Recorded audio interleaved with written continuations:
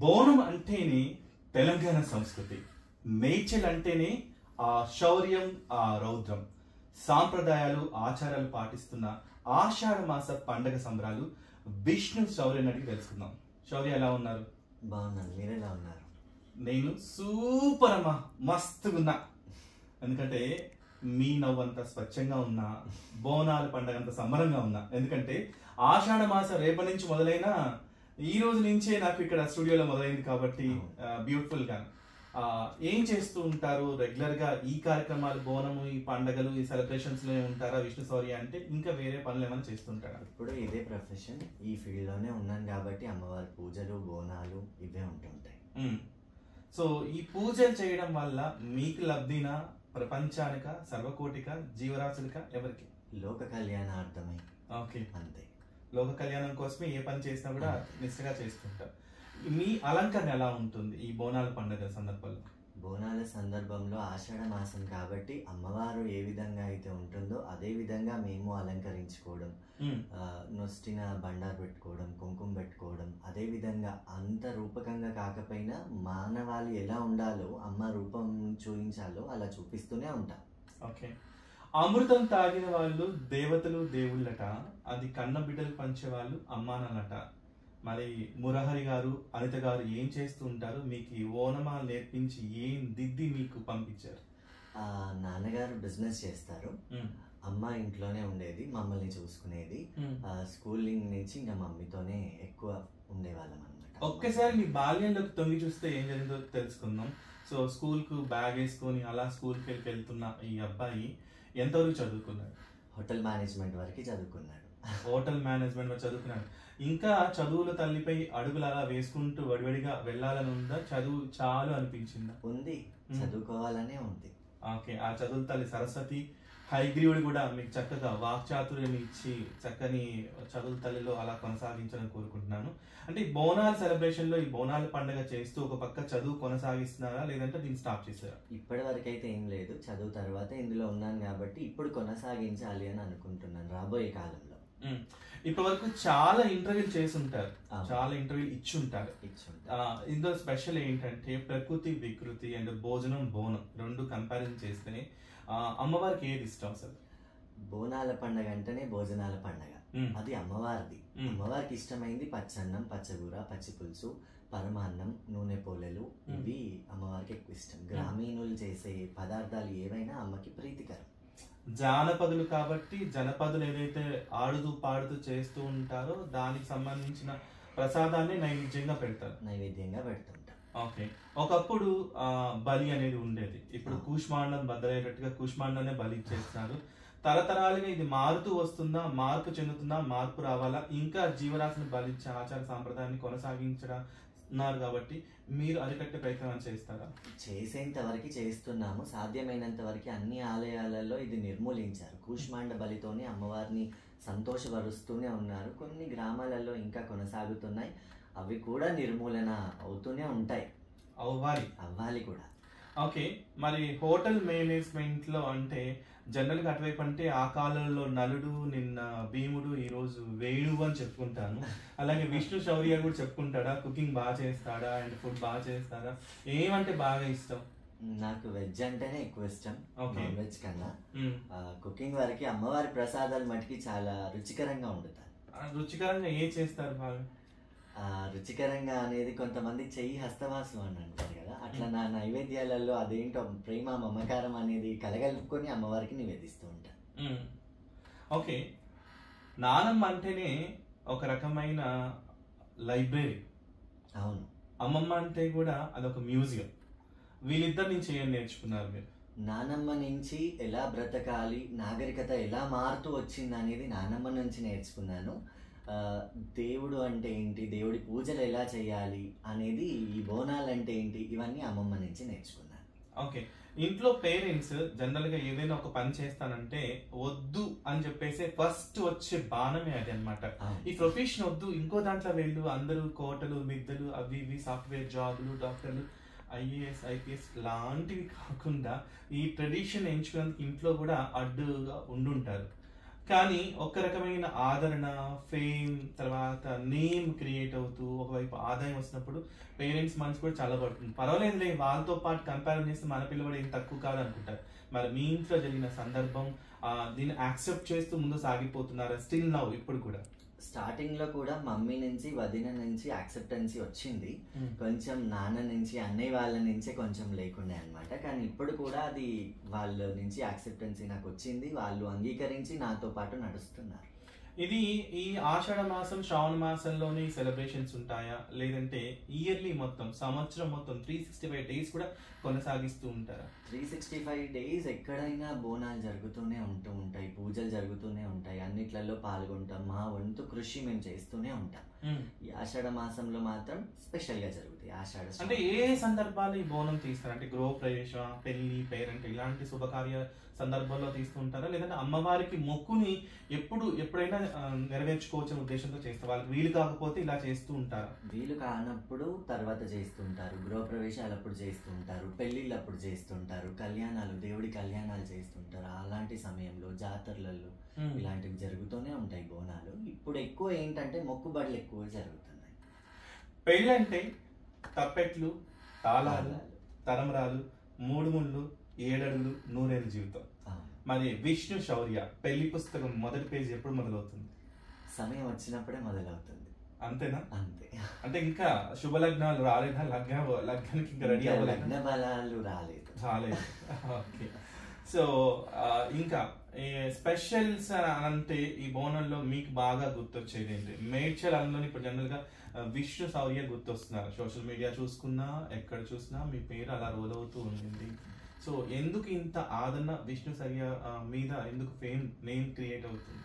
అది చేసే పూజ బట్టి, ఎత్తుకునే బోనం బట్టి, అమ్మవారికి నివేదించే పద్ధతి బట్టి ఆదరణ నాకు వస్తూనే ఉంది. ఇంకా ఇప్పుడు అప్పుడు ఒక కథలు చదివినప్పుడు వెంకన్న స్వామికి బంగారు పూలతో పూజ చేసిన మహారాజుకు అదే ఫలం ఇచ్చాడట, ప్రతిఫలం.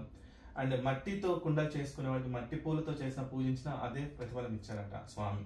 అట్లాగే ఇక్కడ మట్టి కుండలో బోనం, వెండిలో, బంగారంలో అంటే విశేషం. అంటే మట్టిలో చేయడం వల్ల ఏంటంటే ఒక రకమైన పేదరికం కనిపిస్తుంది, ఆర్తి కనిపిస్తుంది, ప్రేమ కనిపిస్తుంది. స్టేటస్ సింబల్ వెండిలో, ఇంకా స్టేటస్ సింబల్ బంగారంలో కనిపిస్తుంది. దేంట్లో చేసిన బంగారం అంటేనే కూడా లక్ష్మీ కళ. సో అందులో చేసిన కూడా విశిష్టమైంది. కానీ గొప్పల కోసం పోతూ అది చేస్తారా, లేదు అంటే అది ట్రెడిషన్ లో అదొక భాగమేనా?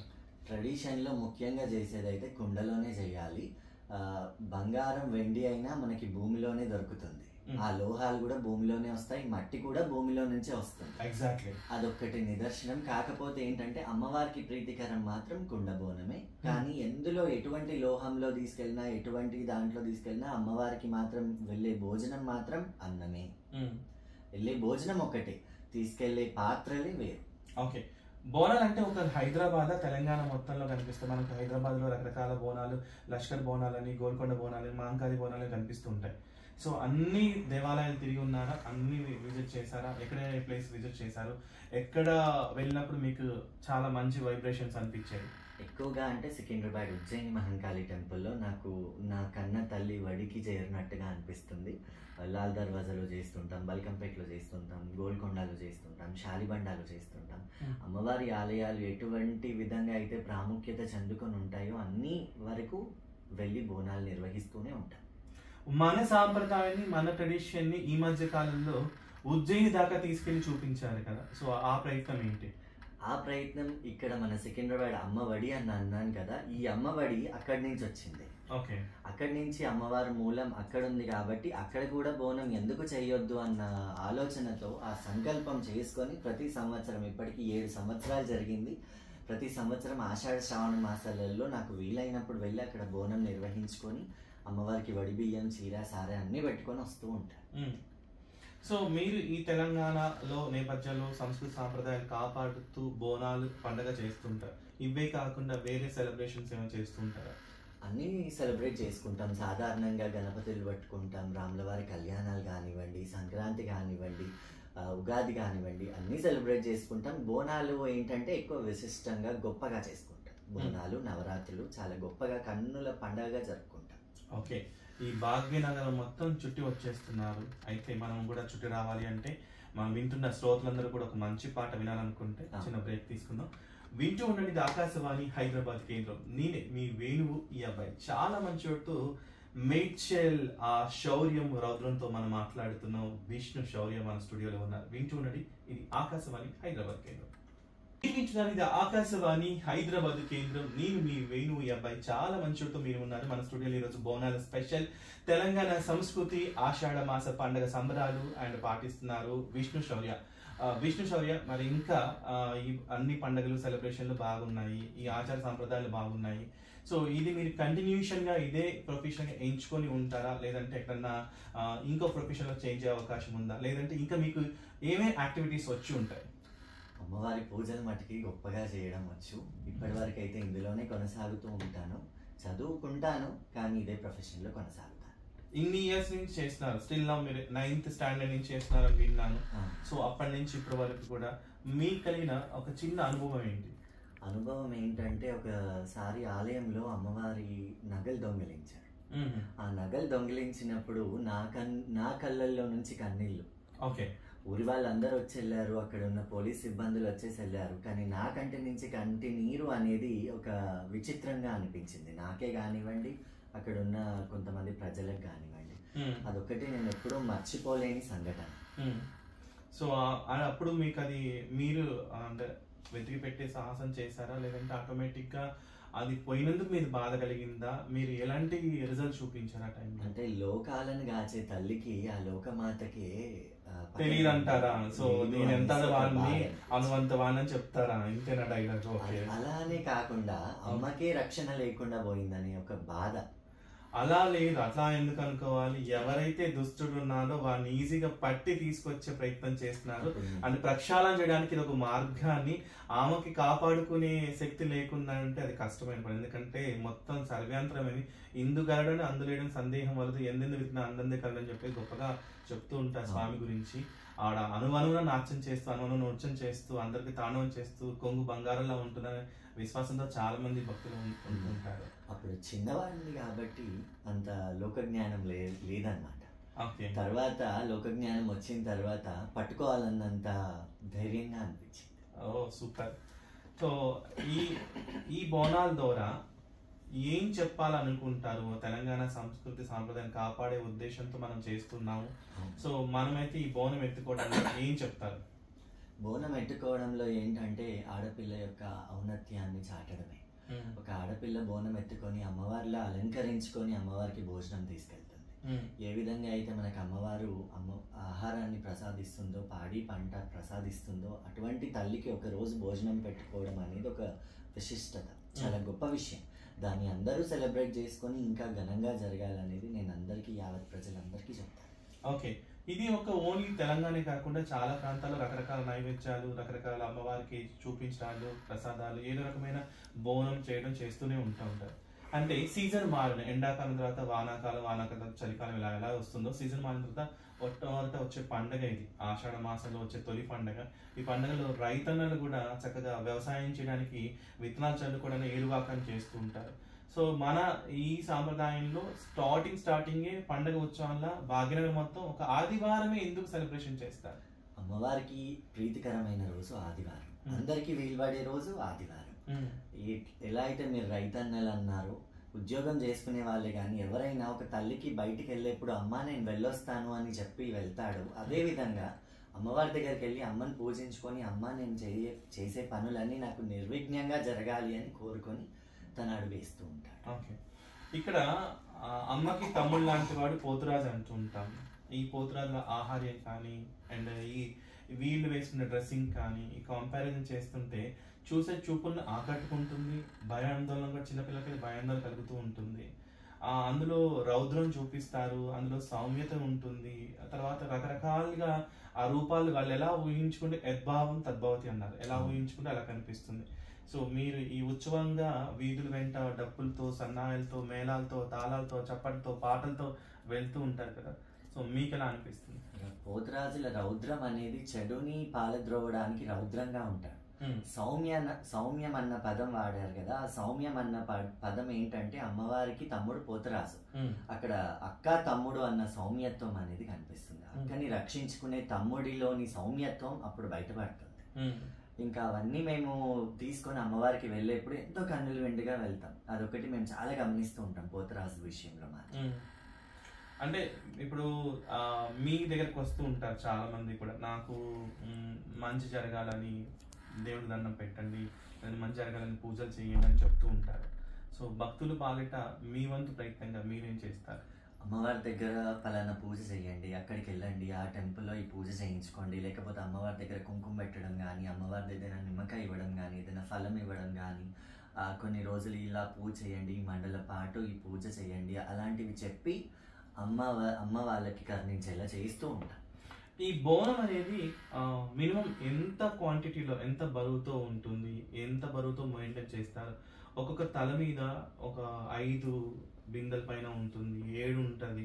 తర్వాత పడిపోకుండా నాట్యం చేస్తూ ఉంటారు, నేల మీద కూడా డాన్స్ చేస్తారు. సో ఇవి చూసుకున్నట్లయితే కొందరేమో కొంచెం చిన్నగా ఎలా మెయింటైన్ చేస్తారు? ఒక చిన్న గ్లాస్ పెట్టుకొని నాట్యం చేయాలన్నా, నృత్యం చేయాలన్నా, నలుగురిలో వెళ్ళాలన్నా ఆటోమేటిక్గా పడిపోతుంది. దానికి అనుగుణంగా తలను లయబద్ధంగా జరుపుతూ అంత బరువుని ఎలా మెయింటైన్ చేస్తారు? ఈ 5 బోనమే అమ్మవారి ప్రసాదమే ఉంటుందా? అమ్మవారి ప్రసాదమే ఉంటుంది. కాకపోతే ఎంత తీసుకెళ్ళినా అంతా తల్లికే. ఎవరి స్తోమత మేరకి వాళ్ళు తీసుకెళ్తుంటారు. ఎవరు బరువు ఎంత మోస్తారనే ప్రకారంగా అది చూసి తీసుకెళ్తూ ఉంటారు. కానీ తీసుకెళ్లే నైవేద్యం మాత్రం అన్నిట్లలో అమ్మవారికి ప్రీతికరమైన వంటలే ఉంటాయి. ఓకే, ఈ బరువుని ఎలా మెయింటైన్ చేస్తారు? అది అమ్మదయ.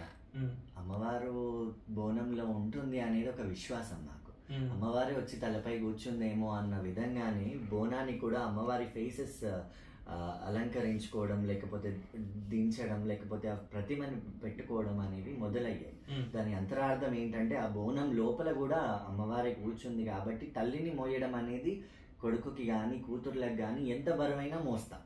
ఓకే, అదే విధంగా భక్తి శ్రద్ధలతో ఉంటాం కాబట్టి అది ఎంత బరువైనా ప్రీతికరంగానే ఉంటుంది. అదే ఆలోచనతో నృత్యాలు చేసుకుంటూ వెళ్తాం. ఏదైనా ఒక పూజ చేయాలనుకుంటే చాలా మంది ముందు రోజు ఫాస్టింగ్ అంటూ ఉంటారు. సో ఈ బోనం ఎత్తుకునే వాళ్ళ నియమ నిష్టలు ఎలా ఉంటాయి? ముందుగా ఏంటంటే చాలా శుద్ధిగా ఉంటాం.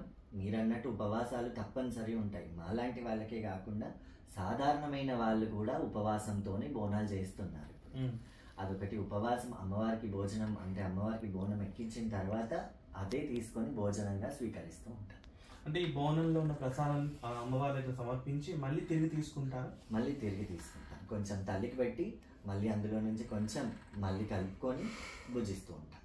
సో ఇది ఓన్లీ గ్రామ దేవతలకు మాత్రమే చేస్తారా? అంటే సీజన్ మారినప్పుడు ఈ మహమ్మారి నుంచి, అంటే రకరకాల పూర్వంలో మనం చెప్పుకున్న చాలా కథలు ఉన్నాయి, సోషల్ మీడియా చూసుకున్న పోలేని కథలు ఉన్నాయి.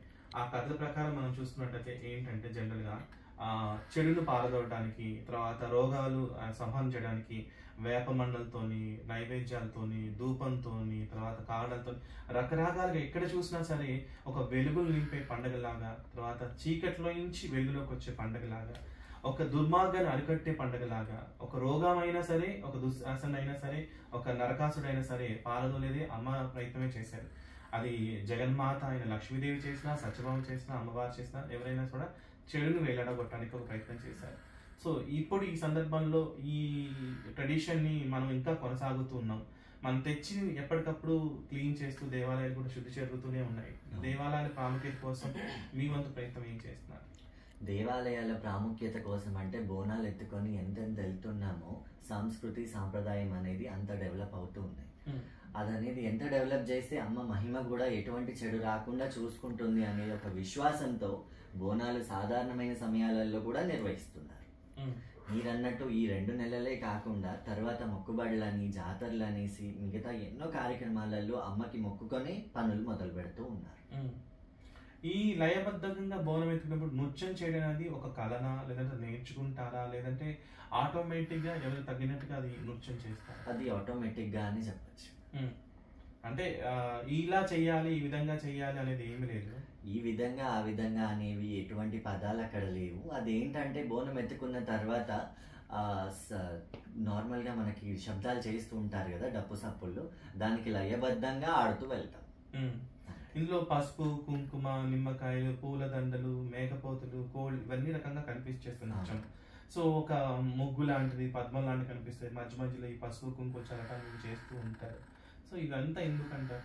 ఏదైనా వర్షాకాలం క్రిమి కీటకాలు ఎక్కువ అవుతుంది, అంతే రోగకాలం. ఓకే. ఈ రోగాలని పాలద్రోవడానికి మా వంతు సహాయంగా పసుపు జల్లుతూ, నిమ్మకాయలు కోసేస్తూ, ఏదైనా చెడు ఉన్నప్పుడు టెంకాయలు కొడుతూ, ఆలయాలు వచ్చినప్పుడు టెంకాయలు కొడుతూ, అమ్మవారిని మేల్కొల్పు చేస్తూ, ఆ మేల్కొల్పు ఏంటంటే అమ్మ ఈ లోకాన్ని చూడమ్మా, మమ్మల్ని అందరినీ చూడు అన్న సంకల్పంతో టెంకాయలు కొడుతూ మేల్కొల్పులు చేసుకుంటూ ఆలయానికి వెళ్ళి బోనాలు సమర్పిస్తూ ఈ భవిష్యవాణి అని చెప్తూ ఉంటుంటారు, మట్టి కుండ పైన నిలబడి చెప్పి.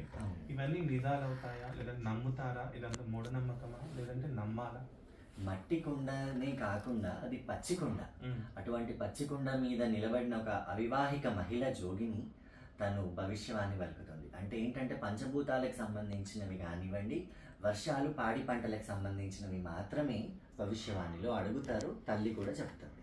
ప్రపంచమంతా ఎదురు చూస్తుంది ఈ భవిష్యవాణి కోసం. ఇది తప్పనిసరిగా నమ్మాలి అని నమ్ముతున్నాం కాబట్టే కదా ఇంకా కొనసాగుతుంది ఈ ఆనవాయితీ అనేది. ఓకే. ఇప్పటి వరకు హైదరాబాద్ లో, ఉజ్జయినిలో, రకరకాల ప్లేస్ లో ఇంకా ఏ ప్లేస్ ని చూడాలనుకున్నారు, ఎక్కడికి వెళ్ళాలనుకుంటున్నారు? అమ్మవారి శక్తిపీఠాలన్నీ దర్శించుకోవాలనేది నా దృఢ సంకల్పం. ఆ శక్తిపీఠాలన్నీ సందర్శిస్తాను తప్పకుండా వెళ్ళాలని కోరుకుంటాను నేను కూడా.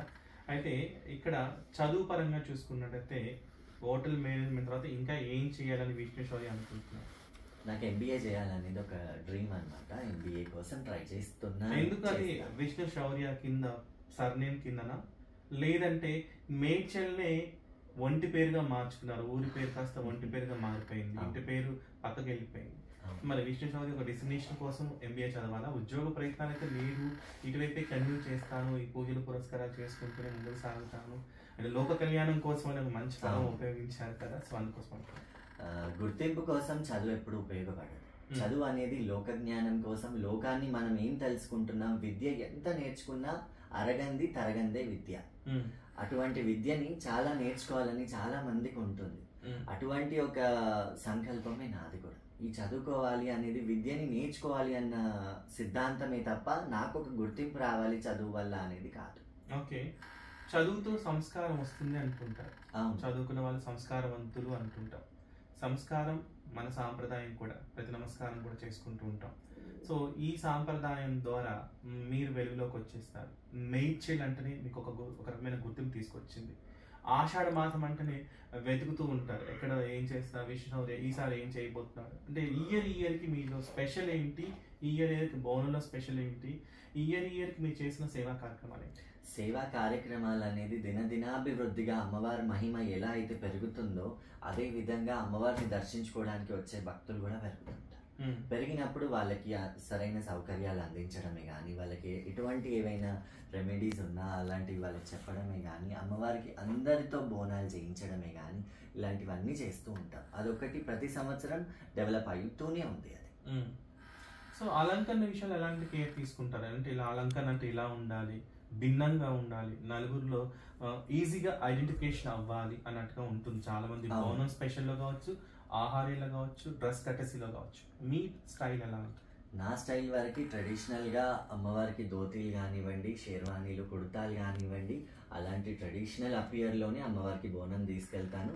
కానీ చూసే వాళ్ళందరికీ ఒక గుర్తింపు అయితే ఉంటుంది. నేను వెళ్ళినప్పుడు అరే ఈ పలానా వాళ్ళు అన్న గుర్తింపు నా బట్టల ద్వారానే కావచ్చు, నా బోనం ద్వారానే కావచ్చు, అది గుర్తింపు ఉంటుంది. ఓకే. గ్రామ దేవతలు ఎవరికైనా ఈ బోనం ఎత్తుతారా? ఓన్లీ మహంకాళి తర్వాత లేదని చెప్పుకుంటే మైసమ్మ, ఇలా చాలా రకాల గ్రామ దేవతలు ఏ అమ్మవారికైనా బోనం ఎత్తచ్చు? పర్టికులర్గా గ్రామ దేవతలు అంటే పార్వతీ అమ్మవారికి రిలేటెడ్గా ఉన్న అమ్మవారి మీద పార్వతీదేవికి రిలేటెడ్గా ఉన్న ఈ గ్రామ దేవతలు 7 అక్క చెల్లెళ్ళు, వాళ్ళకి ఎవరికైనా మనం బోనాలు నిర్వహించుకోవచ్చు. పెట్టే పదార్థాలు కూడా ఇదే పచ్చన్నం, పచ్చగూర, పచ్చిపులుసు, ఇంతే పరమా. సో ఇందులో ప్యూర్ వెజిటేరియనే ఉండేది మొత్తానికి కూడా. సో ఎక్కడా కూడా వేరే పదార్థాలు లేకుండా. కానీ మనిషి తన మనుగడ కోసం, తన ఆలోచన కోసం, తన ఆనందం కోసం, తన ఆహారం కోసం రకరకాలుగా తీసుకొచ్చేస్తున్నారు. ఎనీహౌ మీరు మంచి పనులు చేయటంలో, మంచి సంస్కృతి సాంప్రదాయాలు పాటించడంలో ముందు అడుగు వేస్తున్నారు కాబట్టి ముందుగా మీకు బోనాల శుభాకాంక్షలు తెలియజేస్తూ, ఈ ఆషాఢ మాసం ప్రత్యేకమైన ఉన్నతికి, ఔన్నత్యానికి చాటుకోవాలని, ఇంతింతే వటుడింతే అన్నట్టుగా ఇంకా ప్రవర్ధమానంగా ఎదగాలని. సో మనస వాచ కర్మను కోరుకుంటున్నాను. ఆల్ ఇండియా రేడియోకి అండ్ ఆకాశవాణికి విచ్చేసినందుకు మీకు ప్రత్యేకమైన కృతజ్ఞతలు. ధన్యవాదాలు. ధన్యవాదాలు. Thank you.